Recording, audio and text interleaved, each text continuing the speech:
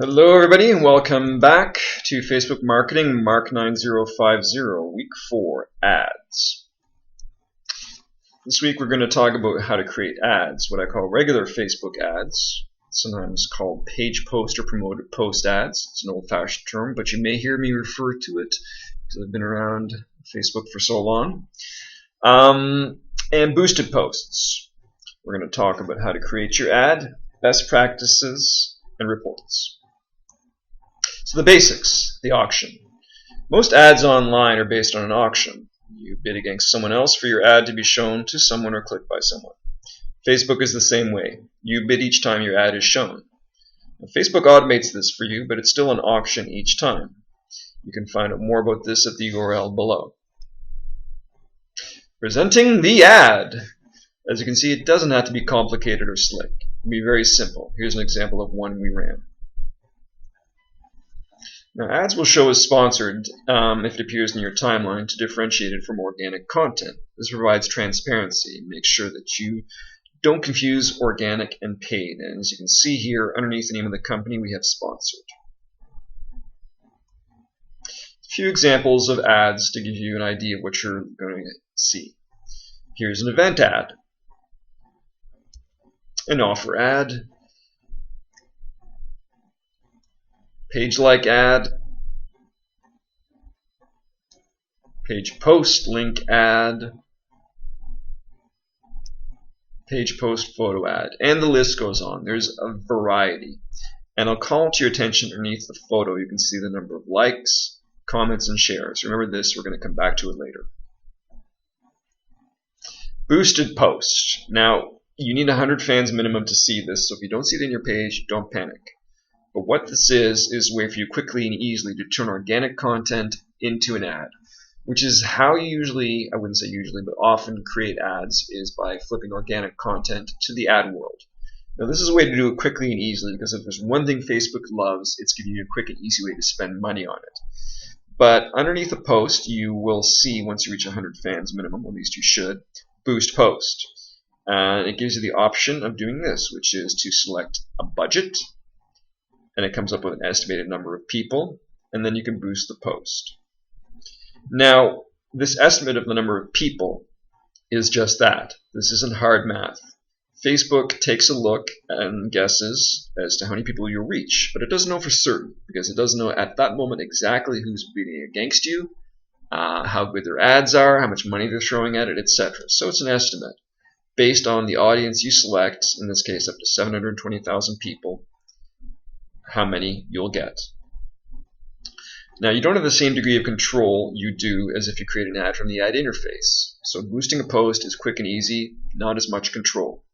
But you can modify this later in the ad interface. That's the interesting thing.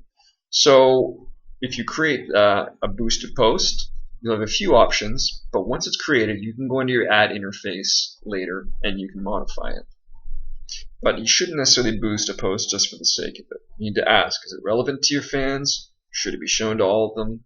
Those are the questions you need to ask. Also, watch your ads. So you saw earlier that we saw the number of likes, comments, and shares underneath the ad. That's because an ad is essentially like a piece of content. You can interact with it and engage with it. So here's what happens when people don't like a particular ad. You can see some of the comments are nasty, like yes, ripoff. I've tried to download it 5 times, I have not received it. All they're doing is collecting email addresses, in my opinion. Watch your ads. People can comment. Depending upon your policy, you may want to remove the comments, or you may take your lumps. It's up to you. But these things can and will happen on your ad. So some best practices. One is a clear, compelling call to action. The best ads are the ones that leave no doubt as to what you want your audience to do. So don't be coy or cute. It's an ad. You're competing with dozens of other ads on any given day and dozens of pieces of content. Be direct whenever possible. Use words like click here, like us, act now.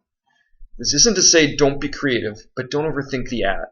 And don't overestimate the attention span of your audience when you're competing with so many other signals. Use end dates if appropriate. Lets people know they don't have forever to take action. So things like act before such and such a date, Limited time can be very effective. A question can sometimes work, but it's often overused, and it's a go-to for people that are just starting out. It tends to be used too much. So you might say, would you like to save more on your auto insurance? Well, yeah, I would. But you'll typically find that in auto insurance ads, they don't just ask that question, because it's a cliche and it kind of slides off your attention span. So it's possible to use questions, but be careful. Overall, just keep it short. The shorter, the better. An image is important. Every ad needs an image, at least in Facebook land. And as we've seen, it doesn't have to be super slick and professional. In fact, on Facebook, often the ads which aren't slick and professional stand out. Avoid jargon or abbreviations. You might think your audience knows them, but often it's a false assumption. You can lose them. Test, test, test. When you create an ad, you have an opportunity to test it against another one. This is called an A/B test. Very simple. Test A, test B. Which works better? Now, as you get more advanced, you can get into a thing called multivariate testing. That's where you test more than one factor at once. So in an A/B test, you might test headline in this ad versus a headline in an identical ad, or an image in one ad versus an image in another ad that's otherwise identical to it. Multivariate is more complex, and it tests, say, a headline and an image in one ad versus a headline and an image in another. It's for people that are more comfortable and a little more expert in advertising. But regardless, test, test, test. Try things, test your headline, test your call to action, test your graphic. What works, do more of. What doesn't, don't. Very simple. So here's an exercise I'd like you to do right now. This is the Nest Learning Thermostat. You might have heard of it. It's a hot new product. I want you to tell me what the copy, or headline, or call to action is if you're trying to sell this online. So here's the description from Wikipedia. I'm not going to give you any other information, but take a look. Do some research online if you want. Come up with a clear call to action, headline, copy that's going to get people to click on an ad on Facebook for the Nest. You can pause the presentation, take a few minutes to come up with this, and then come back.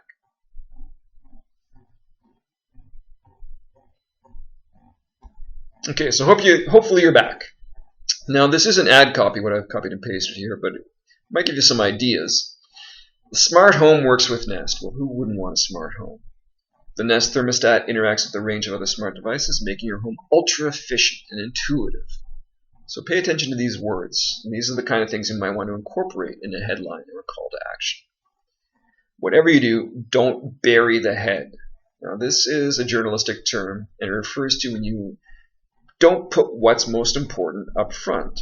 You want the most important thing to lead. Always lead with what's likely to get people to take action. Don't bury the headline. So as mentioned, visuals don't have to be slick. This is a simple screen cap from a video that we did for a promotion that we turned into an ad on Facebook. Got great results. And here's a true story. We didn't do this ourselves, but a friend of mine did. He increased the results on his ad by throwing a red border around it. That's all he did, and he saw better results. Not only made it pop visually, but it distinguished it from all the other ads out there because it was so unconventional. It was anti-slick. So some of the things that get results are the least intuitive. Be creative. Now, there are many different kinds of ads on Facebook, so I'm going to show you one example. But the fields and tweaks available to you will vary with each different ad type. We'll talk about general type as an example. Not all these fields will be available to you depending upon the ad you create. Other fields may become available to you. So in this ad, we've got a headline of maximum 25 characters. You can see the headline here is free latte. Paradoxically, the headline goes underneath the image. Text, which is 90 characters, is here. Want a free latte? York students in first, fourth year, you're in luck. That goes on top. What's not shown here is the newsfeed link description. This is more verbiage that goes into the ad when it's shown just in the newsfeed, because that's where you have the room for it. And it's up to 200 characters. You can see down here in the bottom right, we have a call to action button. You can select different calls to action such as learn more, book now, sign up, etc. So this is just the text for the ad, but it gives you an idea of the kind of limitations you work with. And note, all this has to be approved by Facebook. There's your button again, greater detail. Images. So your ad can appear in three places. It can appear in the newsfeed, it can appear on a mobile device, or it can appear in the right column of the newsfeed. So if you go into Facebook right now, you can pause the presentation, but I want you to click until you see an ad in the right column, an ad in the timeline, and then I'd like you to pick up your device and see if you can find an ad in Facebook on your mobile.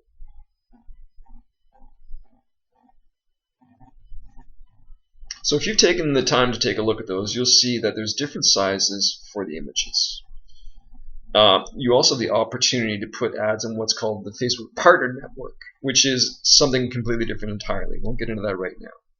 But if you want to find out how your images will change in size from newsfeed to right column to mobile, go to this John Loomer link, which was shared with you earlier in the class, or some of the other resources mentioned in previous lectures.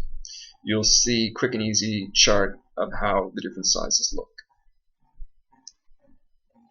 Now, because of this, you may find the images are cropped horizontally when you go, say, from timeline to right column. Right column actually isn't that important. It's a small portion of overall traffic, but mobile is a big deal. So when you go from your newsfeed to mobile, if there's any cropping, you'll see it. Now, you can and probably should format your image so it's not a big deal if some of it is cropped. So make sure there's no critical info like text that goes right to the edge of an image. If you absolutely need your image perfectly sized because you're a graphic designer or a perfectionist, you'll have to create separate ads for each position, right column, newsfeed, mobile. My advice, keep it simple, use one image, and don't worry if it gets a little bit cropped. Text in the ad. Now we talked about text that goes around the ad, but actually in the image, text can't be more than 20% of the image. Luckily, Facebook provides a tool to let you deal with this, which is the text overlay tool at this URL. So you go to this URL, and I'll show you how it works in the next slide. You enter your image and click boxes to indicate how much of the image is text. Facebook will tell you if you're over the 20% rule. Now, Facebook won't announce this publicly, but it gives you wiggle room on the 20%. A lot of what Facebook says is not what Facebook does. This is just one example of it. Another example is with a vanity URL. So nominally, you need at least 25 likes before you get your customer vanity URL. I've seen people get it out of the box with creating a page. So here's the text overlay tool in action. This is an actual ad that I copied and pasted into the overlay tool, and I clicked all the boxes that have text underneath them. You can see in blue. And it tells me, lo and behold, your image is covered by 28% text. Now, normally that would be refused by Facebook, but invoking the wiggle room rule, you can see that this image was actually approved for an ad. So here's how, if you want absolute certainty, you can check and make sure you're not exceeding that 20% rule. CPC versus CPM. If any of you have done some advertising, you're familiar with these terms. They are bread and butter for advertisers. CPC is cost per click. And it's when you want to pay only when someone takes an action. CPM equals cost per mil, or 1,000 impressions. That's what mil means. That's when you want exposure for your message. So as we learned in previous class, an impression is when someone sees an ad, or a piece of content, in this case ad. I can see an ad many times. I can see it 7 times. That means that that ad, for me, has a frequency of 7. Frequency is another term you'll run into later, but it basically means how many times the average person saw your ad. These are the main types. There are other ones you'll come across, but these are the 2 main ones. And these are how you bid on your ad in the auction. Cost per click, cost per mil, and some other types. Now, interesting thing happens to CPC or CPM over time. Cost for an ad typically goes up. This is because as you burn through your audience, you'll gain exposure to the people most receptive to your ad at the start of the campaign. Then your ad will start to be seen by people who are maybe less receptive than the first ones, and it'll cost more to get your ad in front of those people who are less receptive. In Facebook terms, this means you may start to see your ad getting more expensive after even 2 or 3 days. It can be a very short period of time. Facebook ads have a very short half-life. Certainly, you shouldn't let your ad run for a week without checking in on it. Otherwise, you might end up spending a lot more than you bargained for. Now, here's another term, CTR. CTR is click-through rate. Cost per click and click-through rate usually have an inverse relationship. Most of your ads will probably be bidding for cost per click because you're mainly interested in someone doing something, taking an action. Probably don't care too much about how many see it versus how many actually did something, like click through to get that product. So CPC and CTR have an inverse relationship. So one goes up, the other goes down. Why is this? Because Facebook, like other platforms, rewards good ads. It doesn't want to turn people away by showing them lots of bad ads. It wants them to stay on the platform and interact with it. Also, your audience rewards good ads. So the better the ad, the more likely people are to click. That means a higher click-through rate. The higher the click-through rate, the less you need to bid on an ad to get a click. It means a lower cost per click. Facebook is also more likely to reward you with a lower cost per click for doing well in your ad. Like I said, it wants people to stick around, so it's going to reward advertisers that don't bore the hell out of their audience. So this means that CTR and CPC generally run in opposite directions. As one goes down, the other goes up. Important to remember. Here's an example of a report. So you can see, flip over to this one, it's a little more interesting. You'll get the image of the ad, and then the targeting, and then performance, which is whited out here, but you can see delivery, results, cost, reach, frequency, clicks, click-through rate, all that available. You can also see the relevance score. So this is something that came up fairly recently in Facebook land, where Facebook is going to try to estimate how relevant your ad is to the audience you selected, which basically means how much it's going to reward you for that ad. So this is important. You want your ad to be relevant. You'll see lower costs.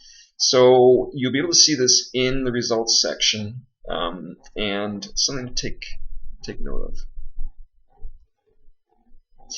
So let's talk about setting up for an ad. When you first set up your ads, you'll need to set up your account first, including who you are, payment information, etc. So it's fairly simple.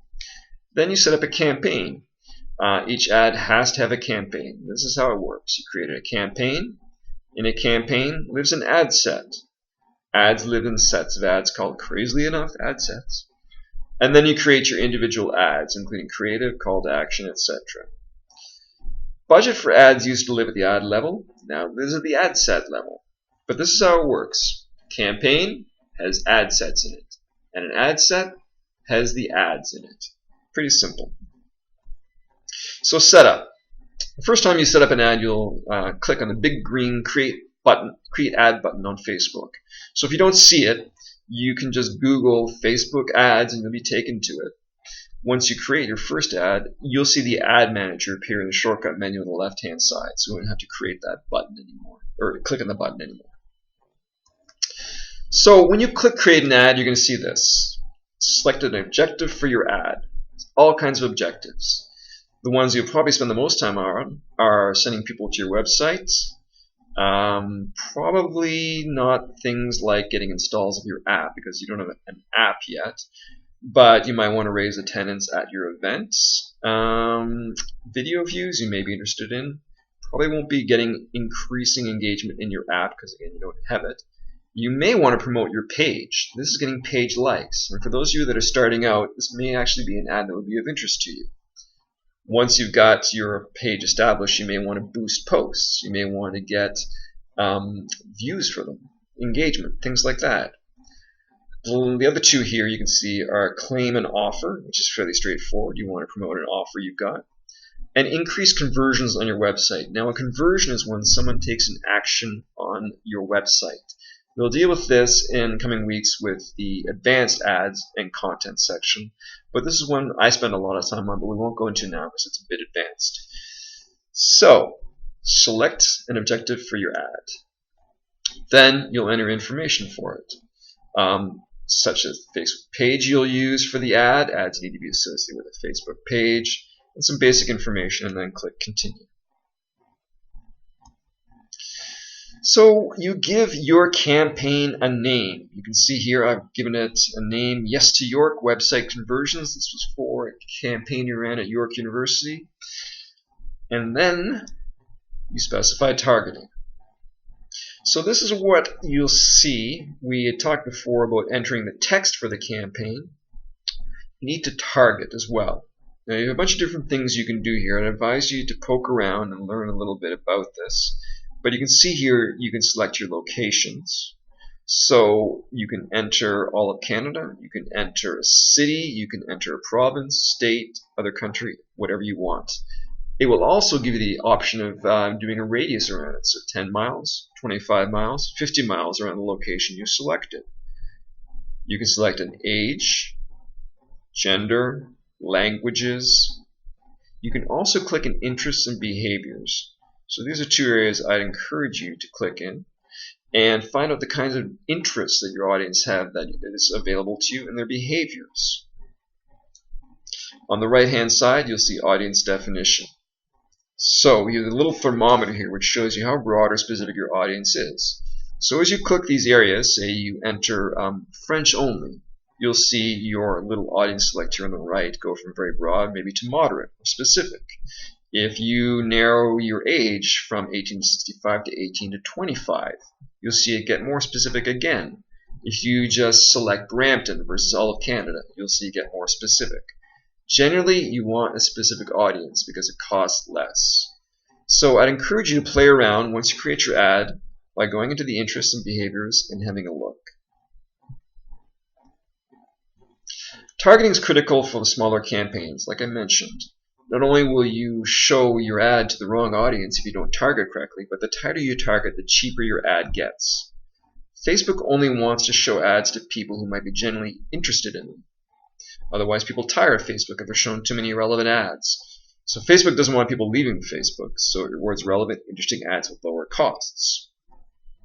So unless you have a massive budget, or even if you do, it'll be important to target as tightly as you can, using all that information we just talked about. Interests, behaviors, age, location, etc. So play around and see how your audience gets tighter and tighter, the better the targeting.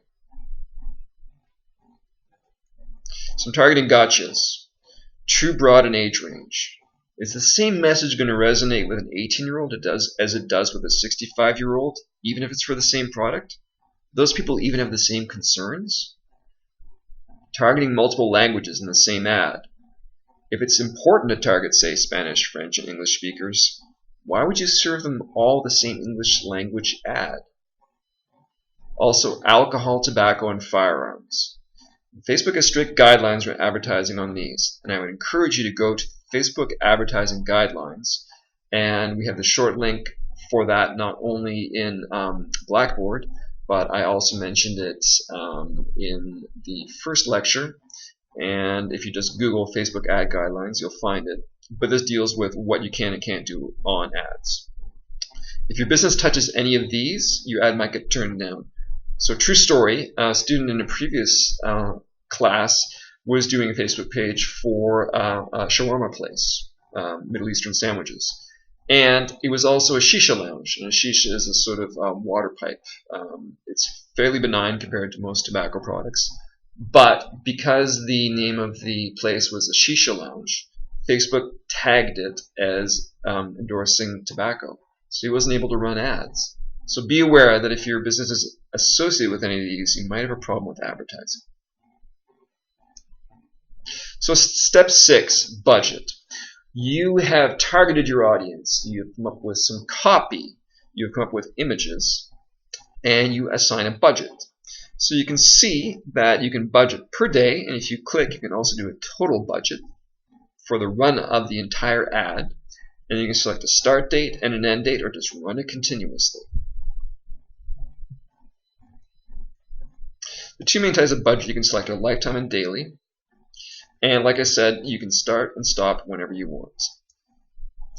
Now, with the creative, I mentioned images. And the great thing about Facebook is that it allows you to not only upload your own image, you can select from their image bank, and you can have Facebook do an interesting piece of work for you. Facebook allows you to select multiple photos. So using multiple photos is a great idea. You can upload up to 6 for an ad, because Facebook will test which ones get the best results for you and go with them as opposed to the others. The only ad type this isn't available for is events. I would strongly recommend you avail yourself of this functionality. Let Facebook do the thinking for you. So you can upload multiple images and Facebook will select the one that's doing the best and go with that.